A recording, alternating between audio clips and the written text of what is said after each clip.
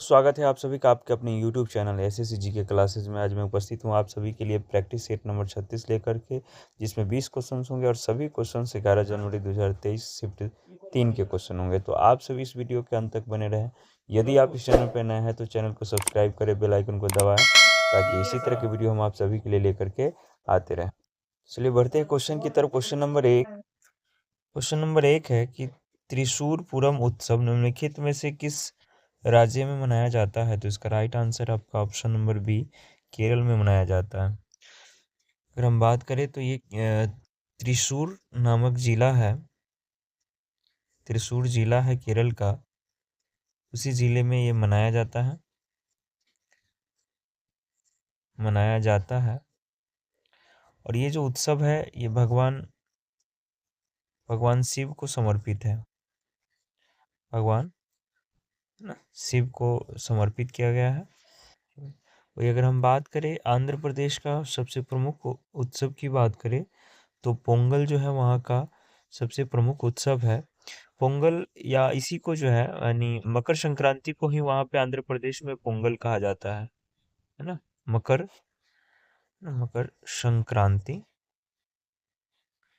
मकर संक्रांति जो है उसी को पोंगल कहा जाता है। ये तमिलनाडु का भी है ना। पोंगल की अगर हम बात करें तो पोंगल तमिलनाडु का ऐसे सबसे प्रमुख जो है मेन रूप से मुख्य रूप से तमिलनाडु में ही मनाया जाता है। ये अगर कर्नाटक की बात करें तो गणेश चतुर्थी प्रमुख उत्सव है। क्वेश्चन नंबर 2 है कि विटामिन सी एक डैश है तो एंटीऑक्सीडेंट है। ऑप्शन नंबर बी इसका जो है राइट आंसर है, एंटीऑक्सीडेंट है। अगर विटामिन सी की कमी से होने वाले अगर रोग की बात करें, कमी से होने वाले रोग की अगर हम बात करें तो मुख्य रूप से सबसे प्रमुख रोग है स्कर्वी। स्कर्वी की अगर हम बात करें तो स्कर्वी में जो है खून की कमी हो जाती है, थकावट महसूस होता है, शरीर में आपको दर्द महसूस होगा और साथ ही साथ दांत भी जो है गिरने लगते हैं। क्वेश्चन नंबर 3 है कि दक्षिण एशियाई खेलों का आयोजन सर्वप्रथम किस वर्ष हुआ था? तो इसका राइट आंसर आपका ऑप्शन नंबर ए 1984 में हुआ था। हम बात करें दक्षिण एशियाई खेलों में भाग लेने वाले देशों की बात करें, लेने वाले देश की अगर हम बात करें तो Bangladesh,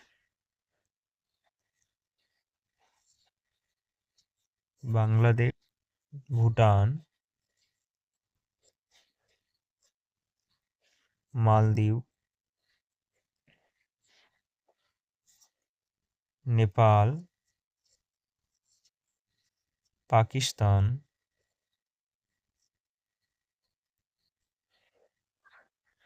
Sri Lanka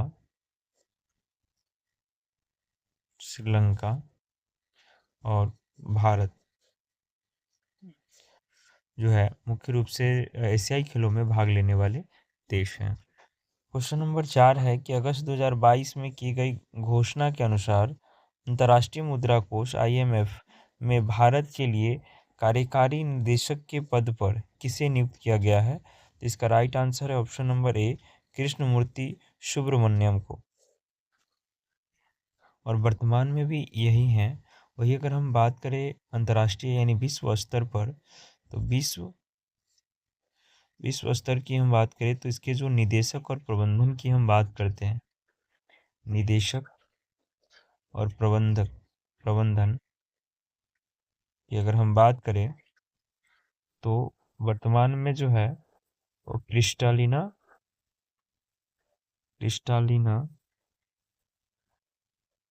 Georgieva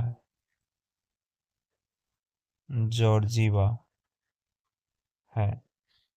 question number 5 है कि ग्रीष्म ऋतु स्थानीय तूफानों का मौसम होता है जिनमें तीव्र हवाओं के साथ गरज वाली मूसलाधार वर्षा भी होती है और इसके साथ प्रायः वृष्टि भी होती है। तो पश्चिम बंगाल में इन तूफानों को डैश के रूप में जाना जाता है। तो इसका राइट आंसर है ऑप्शन नंबर, अभी टाइपिंग एरर है, ये सभी के सभी ऑप्शन जो है इसके मतलब गलत हैं। पिछले क्वेश्चन का ऑप्शन दे दिया गया है, थोड़ा सा टाइपिंग में मिस्टेक है, तो ध्यान दीजिएगा। इसका जो है राइट आंसर आपका हो जाएगा काल बैसाखी। काल बैसाखी के नाम से जाना जाता है। क्वेश्चन नंबर 6 है कि शतरंज के वर्गाकार खानों की क्षैतिज पंक्तियों को क्या कहा जाता है? तो इसका राइट आंसर है आपका ऑप्शन नंबर डी, रैंक कहा जाता है। अगर हम बात करें यहाँ पे शतरंज के खेल की, तो इसकी शुरुआत जो है भारत में ही हुई थी, है ना। और इससे पहले जो है शतरंज शतरंज को जो है यानी पहले की बात करें यानी प्राचीन समय में चतुरंग कहा जाता था। चतुरंग। वही अगर हम बात करें यहाँ पे पहली जो है पहली बार जो है शतरंज यानी पहली विश्व चैंपियन सॉरी पहली विश्व शतरंज चैंपियनशिप चैंपियनशिप चैंपियनशिप की शुरुआत जो है 1886 में किया गया था। 1886 ईस्वी में। अगर हम बात करें तो रूस का राष्ट्रीय शौक कहा जाता है किसको? शतरंज। क्वेश्चन नंबर 7 है कि राशेश्वर सैकिया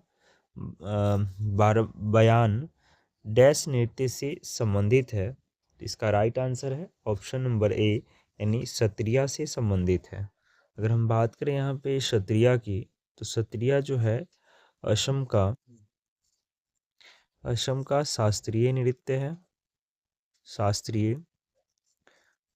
है। कुचिपुड़ी की बात करें तो ये आंध्र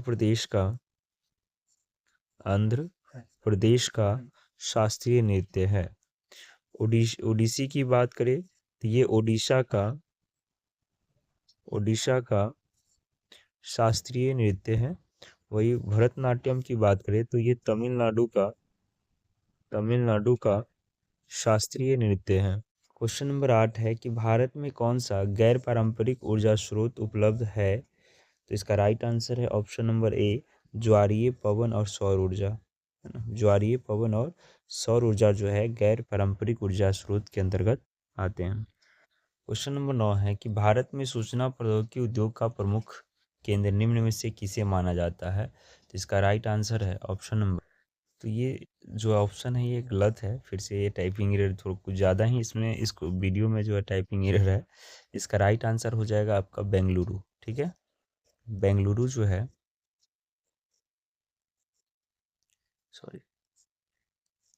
बेंगलुरु, जिसको सूचना प्रौद्योगिकी उद्योग का प्रमुख केंद्र माना जाता है। क्वेश्चन नंबर 10 है कि राज्यों की परिषद को डैश के रूप में भी जाना जाता है? तो इसका राइट आंसर है ऑप्शन नंबर सी यानी राज्यसभा के रूप में जाना जाता है। चलिए अगर हम बात करें यहाँ पे लोकसभा के अध्यक्ष की, तो लोकसभा के अध्यक्ष ओम बिरला हैं। ओम बिरला। वही अगर हम बात करें राज्यसभा के अध्यक्ष की, तो इसके जो अध्यक्ष हैं उपराष्ट्रपति, वर्तमान में उपराष्ट्रपति जगदीप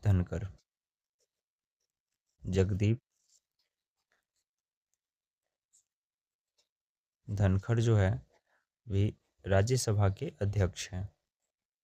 चलिए वही अगर हम बात करें उच्चतम न्यायालय की, सुप्रीम कोर्ट के जो मुख्य न्यायाधीश की हम बात करते हैं, मुख्य न्यायाधीश जो कि अभी हाल फिलहाल में चेंज हुए हैं, तो राजीव खन्ना वर्तमान में उच्चतम न्यायालय यानी सुप्रीम कोर्ट के मुख्य न्यायाधीश के तौर पर नियुक्त किए गए हैं। नंबर 11 है कि गिरिडा लोक नृत्य मध्य प्रदेश राज्य में डैश के दौरान किया जाता है जब रबी की फसल कटाई के लिए तैयार हो जाती है? तो इसका right answer option number A, सर्दी। क्वेश्चन नंबर 12 है कि उपभोक्ता संरक्षण नियम 2021 के अनुसार जिला आयोगों के पास उन शिकायतों पर विचार करने का अधिकार होगा जहां प्रतिफल के रूप में भुगतान की गई वस्तुओं या सेवाओं का मूल्य डैश है। जिसका राइट आंसर है ऑप्शन नंबर सी, यानी 50 लाख रुपए से अधिक नहीं है। तभी जो है 2021 के उपभोक्ता संरक्षण नियम के अनुसार जो है जिला आयोग उन शिकायतों पर विचार कर सकता है ना, और उसका प्रतिफल रूप में भुगतान की वस्तुओं का सेवाओं का मूल्य जो है होना चाहिए कितना, 50 लाख रुपए से अधिक नहीं होना चाहिए। तभी इस पर जिला आयोग जो है किसी प्रकार का कोई एक्शन ले सकता है। चलिए क्वेश्चन नंबर 13 है कि सिरके में उपस्थित अम्ल का रासायनिक नाम डैश है। तो इसका राइट आंसर है ऑप्शन नंबर बी, एसिटिक अम्ल है। ठीक है, चलिए अगर हम बात करें इसका रासायनिक सूत्र की अगर हम बात करें तो इसका रासायनिक सूत्र होता है CH3OH, सॉरी C होगा यहाँ पे, COOH हो जाए। ये इसका रासायनिक सूत्र है। वही अगर हम बात करें मेलोनिक अम्ल का, तो ये जो है सबसे अधिक मात्रा में सेब में पाया जाता है। अगर हम बात करें इसके रासायनिक सूत्र का, तो इसका रासायनिक सूत्र जो है मेलोनिक अम्ल का रासायनिक सूत्र होता है C4H6O5। वही अगर हम बात करें नाइट्रिक अम्ल का रासायनिक सूत्र का, तो HNO3 होता है। और अगर हम बात करें इसके मुख्य स्रोत की, इसका मुख्य स्रोत है जो कि खाद्य पदार्थों में अगर हम देखें तो इसका मुख्य स्रोत है लहसुन, तरबूज, चुकंदर, है ना, इत्यादि बहुत सारे हैं ऐसे हैं जो हरी साग सब्जी हो गया, सब में भी जो है नाइट्रिक अम्ल पाया जाता है। अगर हम बात करें यहाँ पे फॉर्मिक अम्ल की रासायनिक सूत्र का, तो HCOOH है ना, OOH। चींटियों के डंक में, है ना, चींटियों के हो गया, चाहे फिर आपका शहद की जो मधुमक्खी होती है, मधुमक्खी में भी मधुमक्खी, ठीक है, बिच्छू, इन सभी के जो डंक होते हैं उसमें जो है फॉर्मिक अम्ल पाया जाता है। क्वेश्चन नंबर 14 है कि भारत में कार्यबल आबादी में डैश लोग शामिल नहीं होते हैं। तो इसका आंसर हो जाएगा ऑप्शन नंबर सी, है ना, 14 वर्ष। चलिए, डैश अर्थव्यवस्था की सभी फर्मों के सकल मूल्य वर्धित का कुल योग क्या कहलाता है? तो इसका राइट आंसर है GDP, है ना, GDP जो है अर्थव्यवस्था का सभी फर्मों के सकल मूल्य वर्धित का कुल योग है। चलिए, GDP की अगर फुल फॉर्म की बात करें, यानी विस्तारित रूप की बात करें, जिसका विस्तारित रूप होता है ग्रॉस डोमेस्टिक प्रोडक्ट।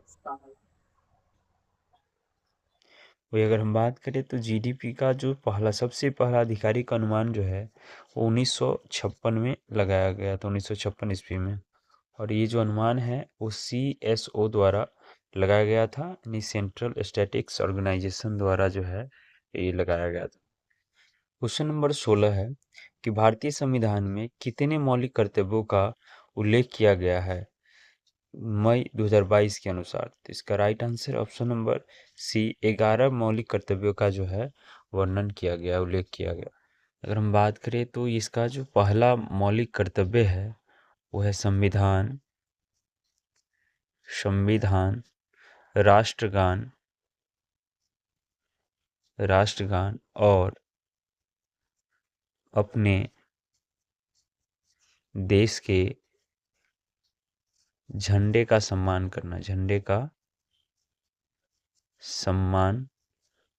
करना, चलिए, वही अगर हम दूसरी की बात करें तो मुक्ति के संघर्ष के सिद्धांतों का यानी सिद्धांतों को अपनाना। वही अगर हम तीसरा बात करें तो भारत की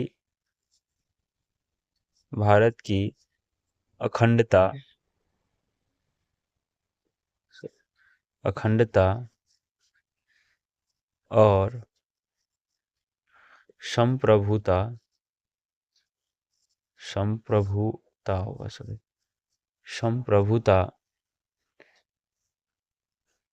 की रक्षा करना। चौथा की अगर हम बात करें ना, जब आवश्यक हो तो राष्ट्र की रक्षा करना और नागरिक कर्तव्यों का पालन करना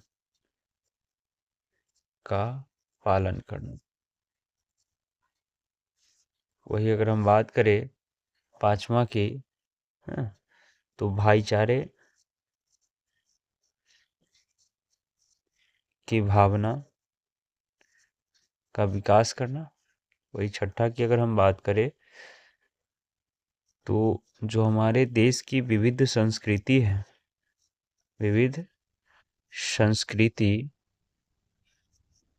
को बनाए रखना।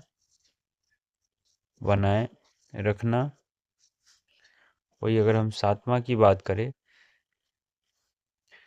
तो आसपास की वातावरण को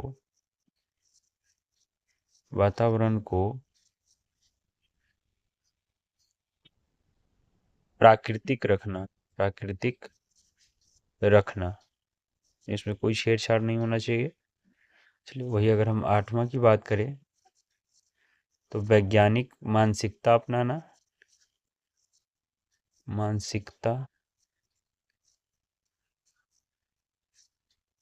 अपनाना। वही अगर हम नौवां की बात करें तो सार्वजनिक संपत्ति को सुरक्षित रखना।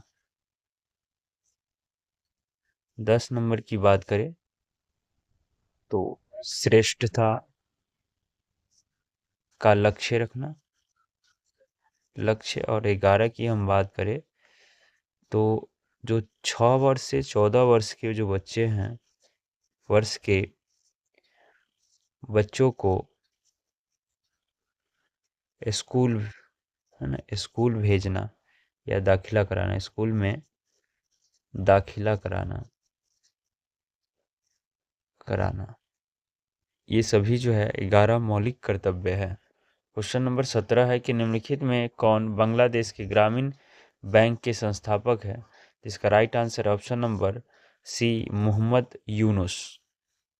क्वेश्चन नंबर 18 है कि 1857 में किस विश्वविद्यालय की स्थापना हुई थी? तो इसका right answer option number B, Bombay विश्वविद्यालय की स्थापना 1857 ईस्वी में की गई थी। वही अगर हम बात करें यहाँ पे इलाहाबाद विश्वविद्यालय की स्थापना की, तो इसकी जो स्थापना है 23 सितंबर 1887 को इसकी स्थापना की गई थी। अगर वही हम बात करें बुंदेलखंड जो विश्वविद्यालय है, यूनिवर्सिटी है, उसकी स्थापना की, तो इसकी स्थापना जो है 26 अगस्त 1975 में इसकी स्थापना की गई। वही अगर हम बात करें पंजाब विश्वविद्यालय की स्थापना की, तो इसकी स्थापना जो है लाहौर में की गई थी 1882 ईस्वी में। क्वेश्चन नंबर 19 है कि भारत के जम्मू और कश्मीर के किस राजनीतिक नेता ने नवंबर 2022 में, तो यहाँ पे मिस्टेक है, यहाँ पे होना चाहिए था ना,